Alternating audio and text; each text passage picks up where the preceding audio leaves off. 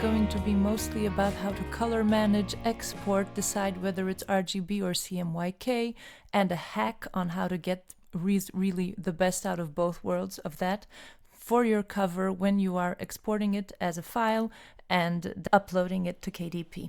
Now, just as a quick recap, of course, what you should do when you're making this cover is you should get the template. And in order to get the template, you go to Kindle Direct Publishing cover calculator. So you can just type in KDP cover calculator on a search engine and you will get this page. And here you need to, of course, have the trim size of the book and the number of pages. Otherwise, it's unclear what size the cover is going to be. You click calculate dimensions. Here you're going to get all your information. And here you click download template. And when you've done that, I already have the template, so I don't need to do it. But when you click this, what you're going to get is you're going to get a zip file. So you need to unzip it.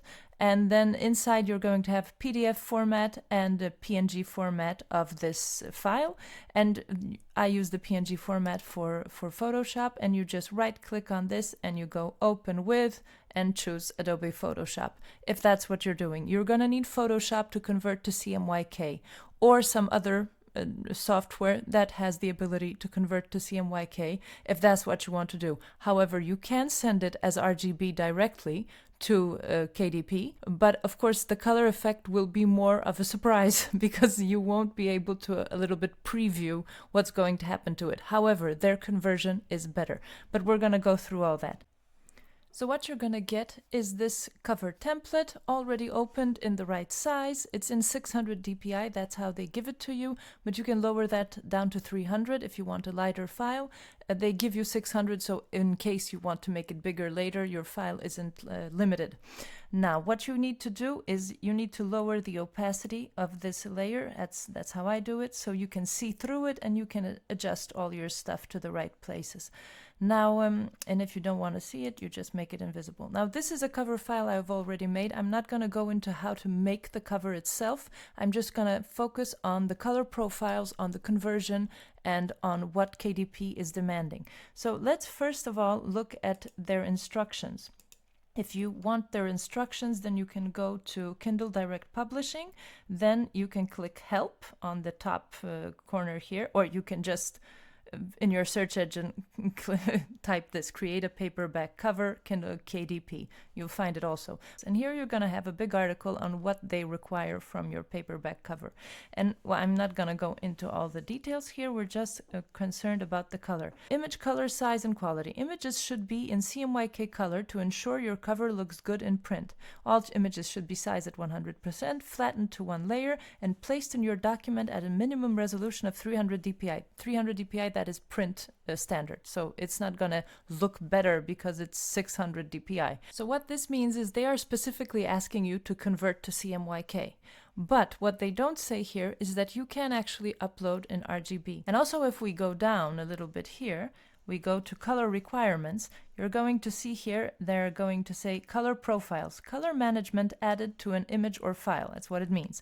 We don't recommend including color profiles in your file. Color profiles can produce unexpected results. They are automatically removed before publishing. And if you look at forums, for example, they will also tell you that you should always not upload or not convert with a color profile. Now that is misleading because actually there is no such thing. So when you look at a document, when you've created your cover and you've drawn it or you've put in images, normally in every kind of drawing software and also in Photoshop, the first file that you're going to have, unless you've set it to CMYK from the beginning, so you just wanted to see everything in CMYK and you created it in CMYK, which is a possibility, but normally most files, and especially if you're importing an image from another drawing software, is going to be, if you look at image mode, then you're going to see that this image is in RGB color. And that's what most things made on computers start out as, because RGB color is your computer colors. So you get the full gamut of colors. It's more vibrant, you get more choices, it looks better, everything. So what is RGB and CMYK? RGB are screen colors. So it's the way that a screen projects colors. It means red, green, and blue. and that gives you more vibrancy, more colors to choose from. It just generally looks better. So all your drawing software, even Photoshop, if you just open a document, you don't change the settings, they will normally give you RGB, because RGB will correspond the best with what you're seeing on your screen. However, CMYK is what you need if you're going to print anything, and I mean anything. If you print on a t-shirt, if you print on paper, whatever you're going to print, it's going to be printed by little dots of color. And these dots of color are all made out of 4 different colors. So it's black, yellow, red or magenta, it's sort of a like pinkish intensive red, and blue, which is called cyan. So these initials make CMYK, and so anything that's printed, including of course your KDP book, has to be CMYK. And this is why they're asking for you to convert it, because if you don't, they will. But how do you convert it the best way? So of course, if you're doing this on Photoshop, the advantage of that is that you are able to see your results. So first, let's see how we can see what kind of image we have. We click image, we go on mode, and here you can see it's RGB color. It's an RGB color document.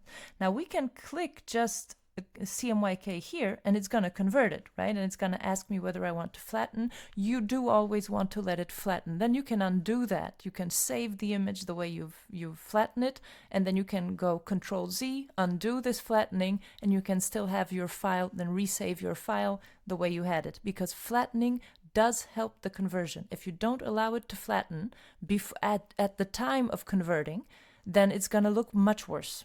Trust me. So you say you flatten, and then what it tells you is you're about to convert to CMYK using the US web-coded swap profile. Now you think, okay, but they told me not to use profiles in KDP. And this is the thing, that whenever you convert, you have to use a profile. It's when you export the document that you can decide not to have a profile, right? So we don't want this because it looks ugly. Now, let's just look at how you should actually convert. You should go into Edit, go all the way down here and say Convert to Profile, right here. And now they're going to give you the choice of profiles. This is scary looking. This is so much. So if you look from the top, I mean, it's like billions of profiles. And the standard one you saw is the US web coded swap, this one. That's the one you're going to have. If you haven't changed anything in Photoshop, that's the one they're going to use. But these have, for example, Fogra 38, which is what we're going to use in our hack up here. Coded Fogra 39 is the one that makes really nice colors. Now, depending on my cover has its colors. It has some blues and it has some pinks and some purples, which if you have ever converted from RGB to CMYK, you know that saving your blues and your pinks and your purples in a correct way is a nightmare. So that is specifically what you need to be looking at. But perhaps your image is going to look better in one of these other things, right? So you can convert with anyone. Do several conversions would be my recommendation, and see which one looks the best for your image. So what I did was Fogra 39. I found that was the best one. So, and I'm here, you can see all these. I always have them check marked. I don't know what they mean, but flatten has to be check marked also. This doesn't matter to me, at least. And then you say, okay. And then you're going to see it has flattened and converted. And it looks pretty good. It looks pretty the same. And that's what you're looking for. You want as much the same as possible. So now you have a CMYK file, and you can check that by going on image, clicking this, going on mode, and here you can see that CMYK color is checkmarked. So this is a CMYK file now, and now you can export it immediately like this if you think it looks good. Of course, you can now in the CMYK mode make adjustments to certain colors. You can select areas, you can make things stronger or weaker. There's lots of things you can do. But let's say you're happy, you like it, you like the way it looks, you want to export. So you go to File, you say Save As, then save on your computer, right? And then we're gonna we want a PDF. That is the only way to upload documents to KDP, and then we're gonna call it cover Fogra, right? And save. What Photoshop is now going to ask you is what kind of preset do you want? And several of these have like color profiles, or they won't allow you to have color profiles and so the high quality print is the best one because here you have all the options. You set everything yourself. And if you look at output now here on the left, you'll see that no conversion. No conversion means that it stays the way it is. So it's CMYK, it stays CMYK. And then you have profile inclusion policy. And this is what KDP is talking about. Here you're supposed to go, don't include profile. And that means that this file isn't gonna like remember that it's a FOGRA 39. It's just gonna be what it is. I'm not technical about this, but that's what they mean when they say don't include a profile. And then you say save PDF and you have this. Now, we're going to do the hack. So we have our document, we do Control-Z to undo our CMYKing, so we're back to RGB. And we can check this, we go Image, Mode, and we can see it's RGB again. And now we go back to our files, right? And here we click a file, we say we can make a layer if we want to, and we say place embedded, right? And what we're going to do is we're going to take our cover that we just created, place it back into the RGB file. So now what you have is a CMYK colored document that sort of already has prepared the colors for CMYK, but in an RGB file. So and if you look at this cover, if I just make it disappear, then you can see how for example, this area here, you can see how the pinks are very intensive. Now it's RGB, right? And you can see all this, especially the pinks and the purples are very changeable. Now look at it as I change the color. So I put on the converted cover. And here you can see how this all turns very gray because CMYK just doesn't have the capability to get these colors as vibrant as a screen would.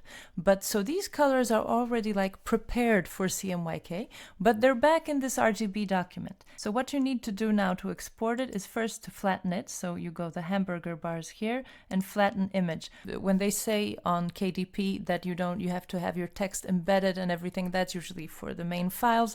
But for the cover, if you flatten the image, then you've done everything required because it's flat. It doesn't have like different layers and different possibilities, and also you see exactly what it is. And then we do the same thing, so File, Save As, and we're going to save on our computer, and we're going to call it FOGRA Final, right? RGB. Let's say that. And then you click Save, and here you're gonna make sure that when you're doing, and you can export it as high quality print to KDP, and output, you make sure you don't include the profile, and it's no conversion, so it is an RGB file that you are exporting now. And then you click Save PDF, and this will be the document that you're going to put into KDP. And now I'm going to show you just quickly the differences. So this one that you can see here on the left is the way that KDP wants it. It is converted to CMYK. I just click CMYK, so it is the swap coded color conversion. And this is how it came out when it was printed by them. It doesn't really look very good. There is a separate video about how the differences between them, where I really talk about it a lot. So there's a link to it on the top right corner right now. Then the central one now is when I just sent it RGB. So I didn't do anything. I didn't do this whole FOGRA hack. I didn't do anything. I just sent the file straight as it was created RGB.